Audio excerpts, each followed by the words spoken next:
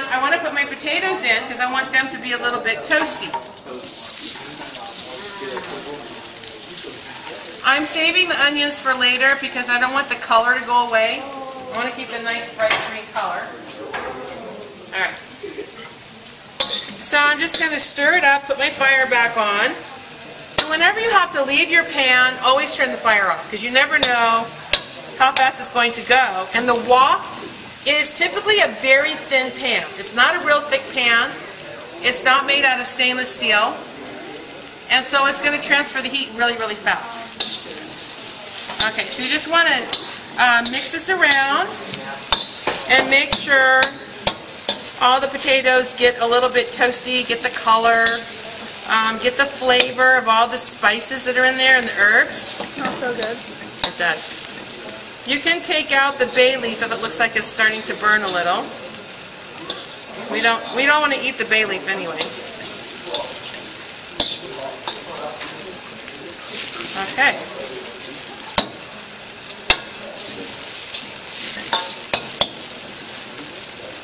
Alright. Then we have our chicken. And in goes the chicken. So like I said, if you kind of let it marinate for about a half an hour, you get a much better flavor. And just to make sure that we get all of the marinade in, I'm just going to add some chicken broth here. It helps thin it out, and also while it's cooking, it keeps it from drying out too much. And it helps you clean the bowl at the same time.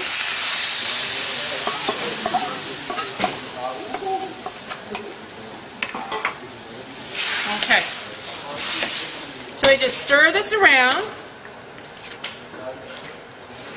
Be very careful. Turn the fire up just a little. Okay, so now, here you have this chicken that's all coated with this marinade. Now normally you're cooking chicken on a pot or a flame or a griddle, whatever. You can see the chicken turning brown, you can see the meat turning white, right? And you can pretty much tell that it's getting cooked. Another way of telling that it's cooked is by pushing on it. The squishier it is, the more raw it is.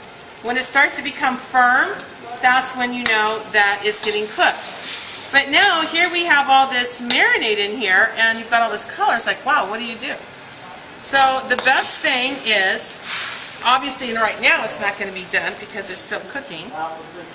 You take a piece of meat, you find a piece of meat, and you cut it with a spoon up against the edge of the wok.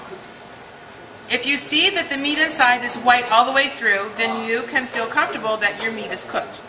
So you want to do that with the largest piece of meat that's in the pot, obviously, or in the wok, because the smaller ones will already be done. Okay? So we have a fresh tomato here, and this adds a nice flavor complement to the food.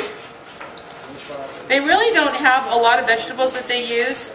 The two most common vegetables that Indians use in most of their food are white onions and potatoes. Now, those in themselves, you might think, oh, that doesn't have a lot of nutrition, but it really does. And obviously, because they do have a lot of people in their country, so it must be doing something good for them. Alright, so just want to cut it up, just kind of like in big chunks. Alright, I'm going to take this over here, I'm going to add it to my dish. Okay, and I'm still keeping the onions, and I'm going to do the cilantro. Now I'm going to add cilantro. I'm going to chop it up now. Cilantro is the garnish. This is the garnish that you use on top of your potato chicken masala.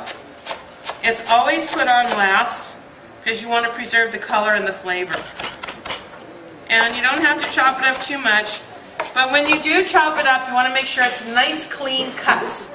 Okay, you don't kind of press down, you actually chop.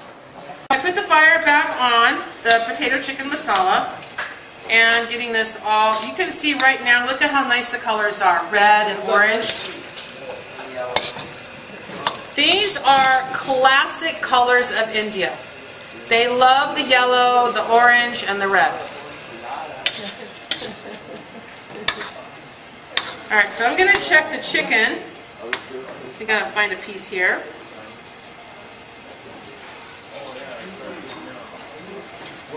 Not quite ready. I can tell because it's still kind of rubbery. You know, when it has too much of that give to it. Okay, some of the smaller pieces are done, but the larger pieces are not. Okay, at this point I think I'm just going to remove that big chunk of cinnamon. Sometimes if you don't get like really good cinnamon, it can start flaking off and you can get shreds of cinnamon in your food. Probably better if you were to use cinnamon bark. Okay? Cinnamon bark, oh see, this one is not open, but let's see if we can get this one open really fast. It literally is the bark of the tree, and there's no fine shreds, so you can break this off and put it in your food, and you don't have to worry about any of it coming off in your food. It's really cool stuff. This particular batch I got from HK Market, actually. Yeah, HK Market over there on Pacific. So, really nice place to shop. I'm just going to go ahead and put this one back in because I feel more comfortable with that one. Alright, this is looking better and better as we go.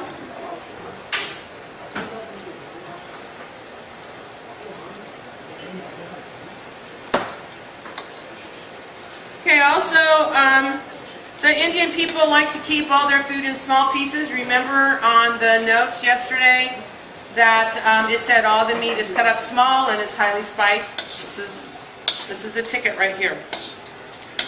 Almost ready.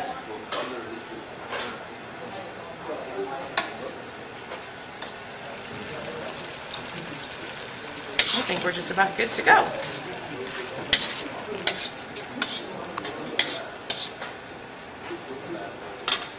Alright, so let's see, the moment of truth about the rice. Hopefully we didn't burn it. I'm hoping not. Alright, here we go. Okay, there we go. Really nice. See how nice and fluffy it is? And it's not stuck to the bottom of the pan. Perfect rice.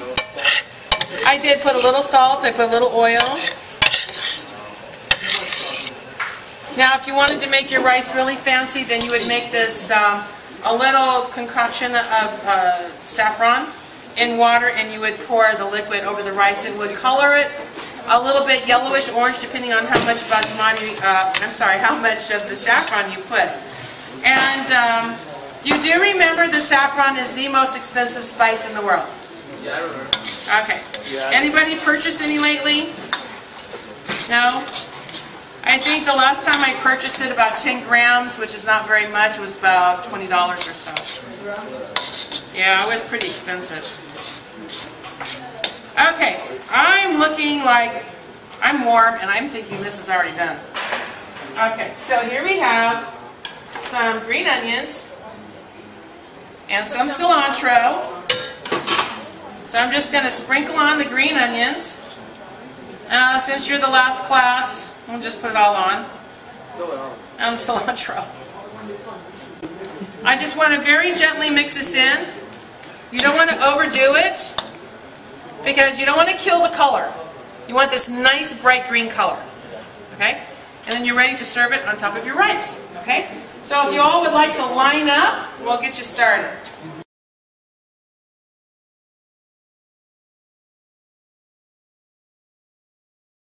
The rice. Going to put a little rice on the bottom. This is normally how it's served, but obviously not in a little cup. Yeah. It's obviously on a big plate. You should go pro. Yeah, you should go professional. You should go pro on TV. There's actually a show called The Next Food Network Stars. I wish so. I'll bring cow. We're gonna have some of that dal stuff. Is there curry? Yeah, we should. I should give you some of that too. Is it easy food? To get over your shoulder or what? It looks Lebanese. Wait. Alright, so have the rice. This is a little bit of the dal. What it is yellow split peas and some garbanzo beans. Is there any curry in any of that? All of it. I made curry on my own. It looks like shash. This is homemade curry. It's called masala. Homemade shash? Okay? Homemade shash? I didn't use the powdered curry. What is shash again? I don't know what you're talking about. Barbie told me it's a big show.